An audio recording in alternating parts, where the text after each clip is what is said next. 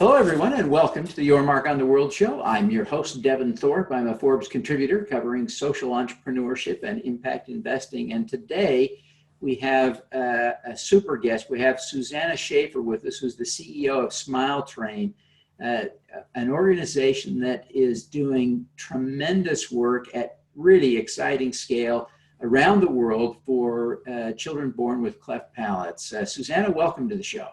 Oh, thank you, Devin. I'm delighted to be here. We're excited to have Smile Train back on the show. We had your colleague Satish Kalra on the show a few years ago, and we're grateful that you would come back and allow us to continue that dialogue. First, let me just have you give us a little bit of an orientation by telling us what is the problem that Smile Train solves? So Smile Train is treating children in the developing world who are affected by cleft lip and palate. Our goal is to provide them with the free surgery needed because they don't have the funds to pay for the surgeries themselves, and the treatment thereafter that is required for treating a child with cleft. So we are here. We empower local hospitals that we refer to as our partner hospitals, and we work with surgeons at the hospitals. We work with the full cleft team to provide children with cleft lip and palate free 100% surgery so that they can go on and lead a full and productive life. Fantastic. Now, there is another wonderful nonprofit doing great work in this space, Operation Smile.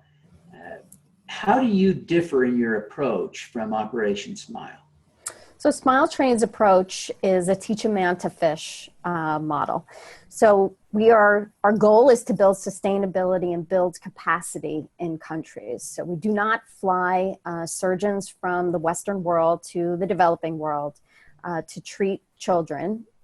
We empower local hospitals, surgeons, nurses, anesthetists, orthodontists, dentists, social workers, so that they can treat children in their own community. What they lack is the funding and resources to be able to treat children who are affected by cleft lip and palate. And Smile Train is there to provide them with the training, the funding, the resources that they need. Now, what are the benefits that result from your approach? Well, the benefits are that the hospitals and the surgeons feel that they are treating children in their own communities. The services that they might be lacking, as I mentioned, are resources and funding, but also training so that we can train more surgeons so we can help more children at a larger scale. That's been our goal since our inception in 1999. And we've now treated over 1 million children in the developing world through this model. So I think that's when you look at the differences between, you had mentioned Operation Smile and Smile Train, that's the difference. These are not missions. We are there 24/7. We have built a hospital network across the world of over 2,100 partner hospitals that are there to treat children 24/7 who are affected by cleft. How many surgeries are you doing per year now? We're operating on approximately 120,000 untreated cleft children per year. And when you think that in the world there are about 170,000 cleft bursts per year, we've made quite a large impact, and we're very proud of what we've accomplished and are accomplishing, because there's much more work to do. I imagine that in many of the communities where you work, it makes a dramatic difference in the community to have those surgical resources permanently embedded there. Can you give us an example of a place and how it might have been changed by having that capacity developed as a permanent part of the community? Sure. Well, I mean, just knowing so many of our hospital partners have even come to us seeking the opportunity to work with Smile Train because just even through our safety and quality protocol that all of our partners are required to follow to treat children with cleft, it's actually improved the safety and quality of the overall hospital. Because our safety and quality protocol was developed by our Global Medical Advisory Board, which is made up of top plastic surgeons who are specifically in the field of treating cleft lip and palate. We've been able to really up the standards that are taking place in the hospitals overall. So they seek to be our partners. The funding can help them tremendously. But I think what the best result out of all of it is that they're empowered. They're empowered to take care of children in their own communities. And they can look to the US health system, for instance, in our hospitals here, and that they're now having that same quality of care and surgical care for their patients. It's interesting as I speak to social entrepreneurs and nonprofit leaders around the world today, one of the key messages I come across over and over is the importance of using this sort of model for whatever people are doing, to find entrepreneurs and people and work with partners who are on the ground in the place you're trying to serve, rather than swooping in with resources from outside and then leaving.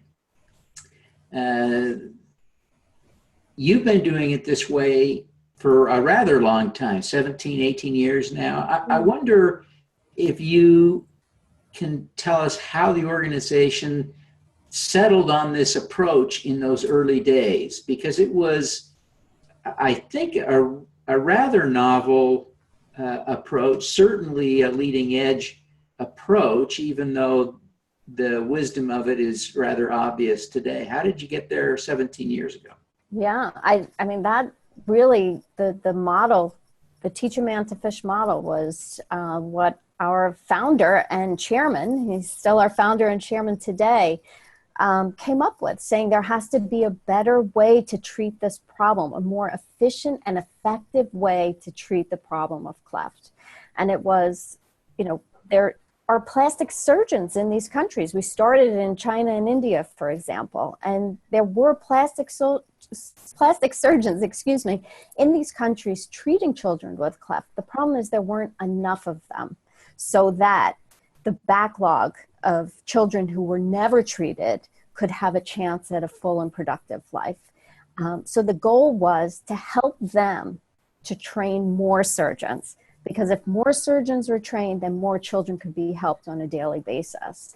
And that was the model. So it was really his foresight to say, let's not give a man a fish and let's teach him how to fish. So providing and empowering, that's what it's all about. We're not saying this is the way to do it. I mean, when you look at our surgeons in the developing world and even our medical advisory board members who are here in the US, when they go and see our work in the field, these are top surgeons because they're operating on so many children at such a high rate that the outcomes of their surgery are really incredible.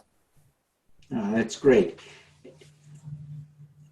I want to go back to the very beginning, the premise of your work. And you probably give this speech a lot, but why does it matter to a child to have these issues corrected and corrected at an early age? It's not like we're fixing a heart, we're not fixing lungs. Why does this matter? Well, I think we all know a smile is universal. Here we are having this conversation and we're smiling at each other now, and that speaks volumes. So you can only think of what a child who doesn't have that ability, which is that first communication you have when you meet someone new. It's your first reaction to the parent. Every parent with their infant, they just want to see that first smile. So it's just heartbreaking to know that a child might not have that ability. But not only that, cleft is much more severe than it's probably ever been communicated. And one of the things we do at Smile Train is try to educate the difficulties of being born with a cleft, and especially in the developing world, because a child sometimes cannot speak properly, they can't breathe properly, they can't eat properly. So the problem of malnutrition, when you think about some of the countries that we operate in, is heartbreaking.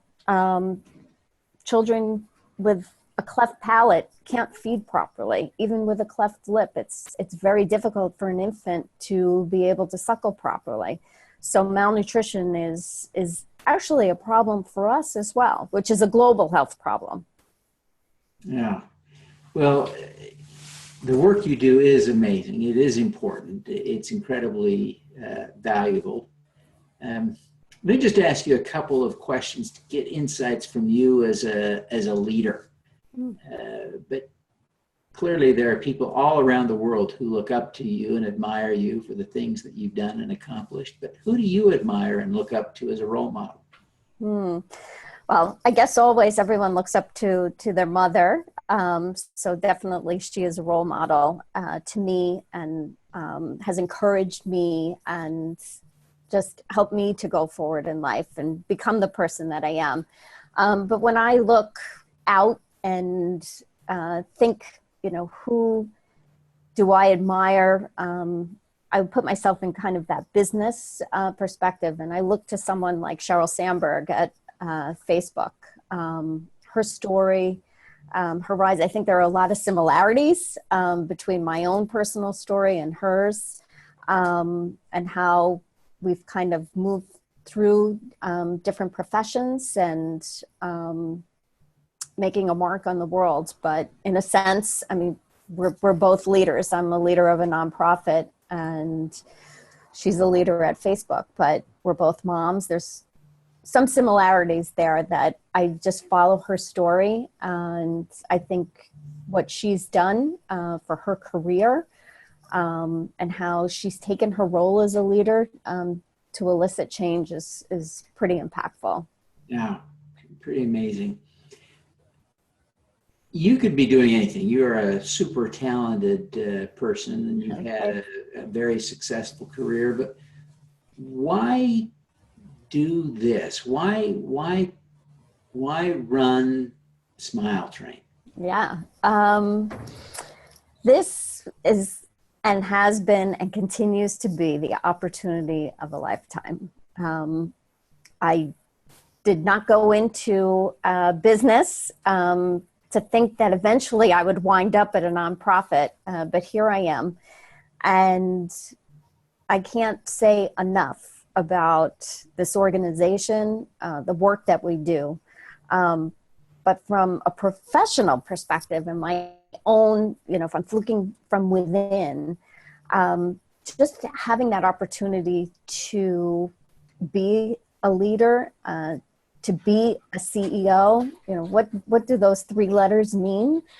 When the opportunity was brought to me, it was, wow, can I do this? And then, thinking of one of my mentors, who is our founder and chairman, Charles Wang, who I've worked with for many, many years, and was with him from the inception of when Smile Train started, and him saying, Susie, you can do this. You can do this.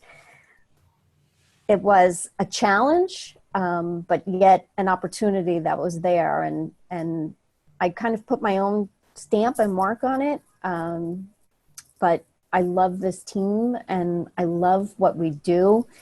And it's that driving force that gets you up in the morning and says, we get up and we're going to change another life today. And I love the challenges. I mean, this is essentially it's a nonprofit, but we're running a business here. And at the end of the day, it is a business.